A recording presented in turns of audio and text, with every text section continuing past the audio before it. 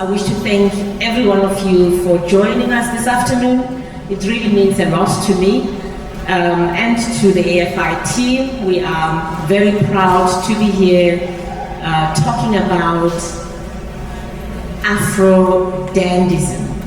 And dare I say, you all look so dandy. Thank you. So, Afro Fashion International is a South African-based company that is pan-African. We host fashion weeks in Joburg and Cape Town.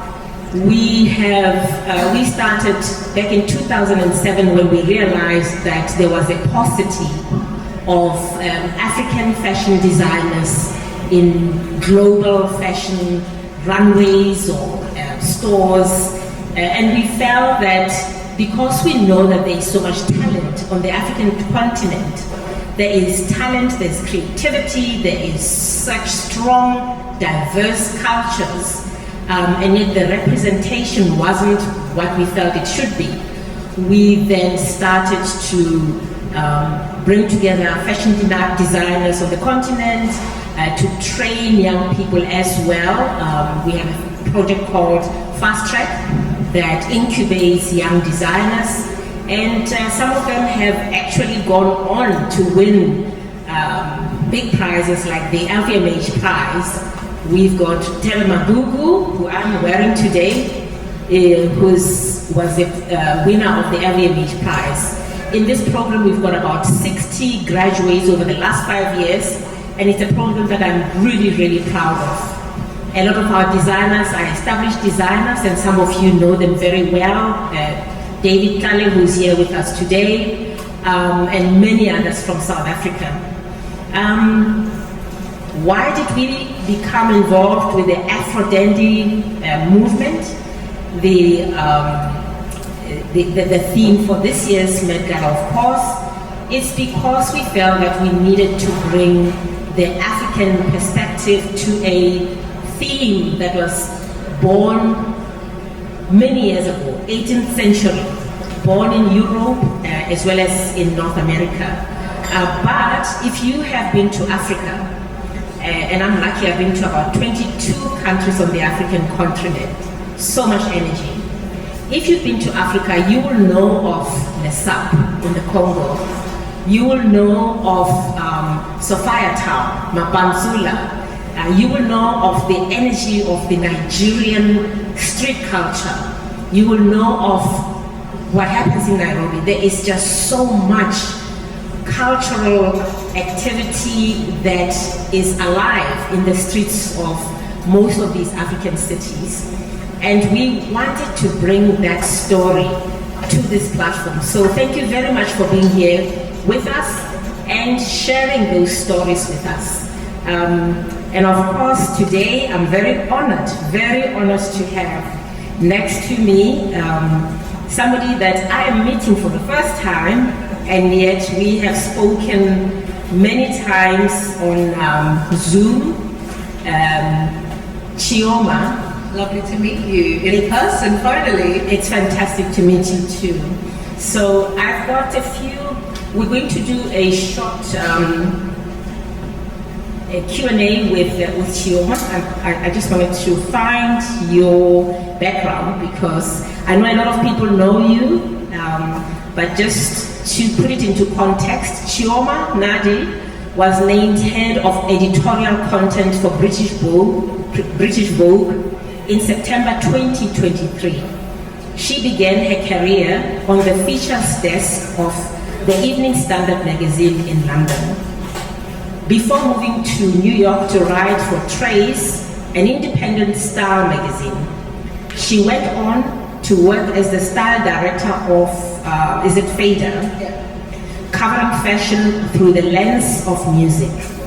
In 2010, she joined Vogue as a fashion writer, and in 2014, she took on a digital role, Fashion News, director of Vogue.com, where she worked on the relaunch of the site and oversaw a global fashion network.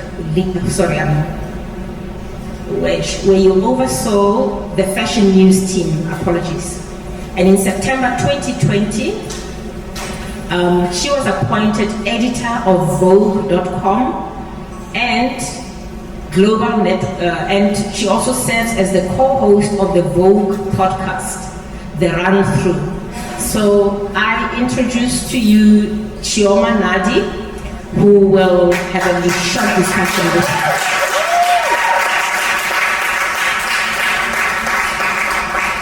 Precious, I have to admit, I am actually very curious about all the work, the amazing work that you've been doing since, what is it, 2007? 2007, yes. Wow, because, you know, I just have to say the work that you're doing is so important, and I know we'll get to some of the questions later, but I have to say I'm going to have to do a fireside chat with you at some time. Thank you. The entire story behind how you came to do this, because this is really important work.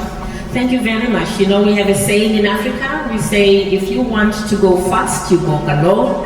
But if you want to go far, you walk with others. And that's why we have you, as well as everybody else around here. And yeah, very exciting. So, let me start by asking you then, the Black Dandy uses fashion to transcend reality as we know it. As a curator of culture and fashion, what does fashion mean to you?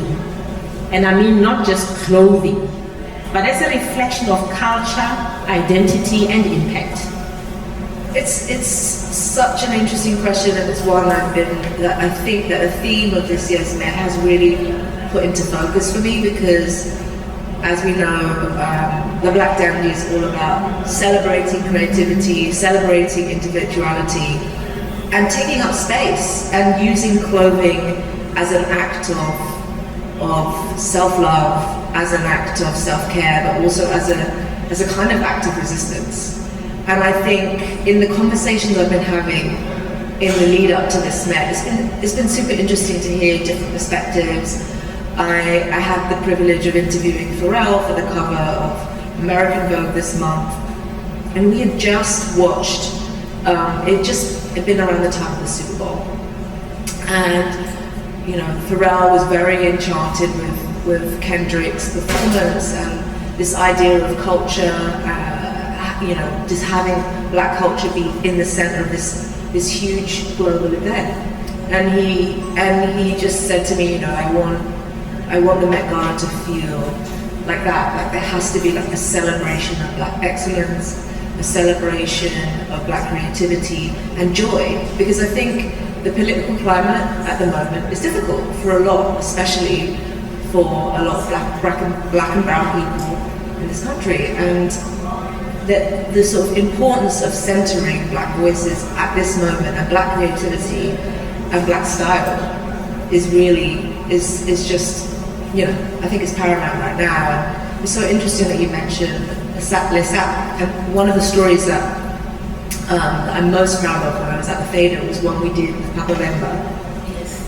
And I actually had no knowledge of Les Ap. There was a book that came out sort of, I think, after we did the story of Papa Bemba, but it was such a huge discovery for me, and such an amazing discovery, because we sent the photographer Liz Johnson our tour, who's an amazing photographer who has documented scenes all over the world.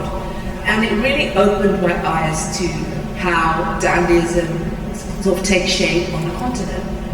And obviously going to Nigeria and being of Nigerian heritage, you see that everywhere. You see that everywhere you turn, that sort of sense of exuberance, that sense of color, but also this sense of pride and this sort of regal attitude, and this sense that all the details of self-presentation are important, from your hair to your jewelry to the very smallest details, and the fact that most people in Africa, their clothes are tailored for them.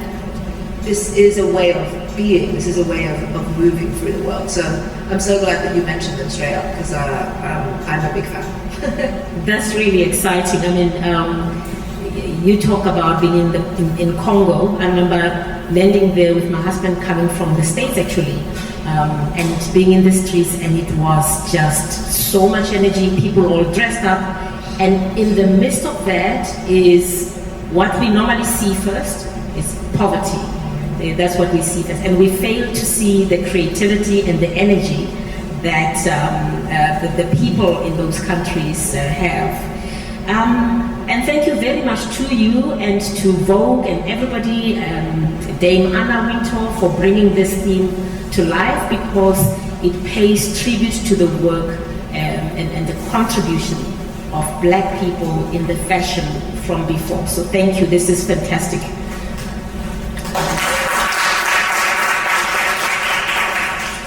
So from your global bird's eye perspective, can you share a moment that made you especially proud of the progress of African fashion in the making?